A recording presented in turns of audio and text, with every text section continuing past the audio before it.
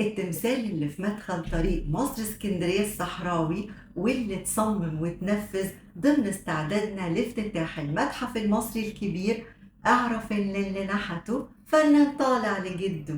ازاي؟ استنى هقولك. شوف يا سيدي، اللي صمم ونحت التمثال ده يبقى الدكتور ضياء عوض، أستاذ النحت بكلية الفنون الجميلة جامعة المنيا، واللي فن النحت بيجري في دمه زي جده النحات المصري القديم تحتمس، اللي اتولد وعاش في تل العمارنة في محافظة المنيا، واللي كانوا مسميينه سيد الحرف. وده لأنه في سنة 1345 قبل الميلاد نحت تمثال لرأس أجمل امرأة في التاريخ، رأس الملكة نفرتيتي أيقونة الجمال.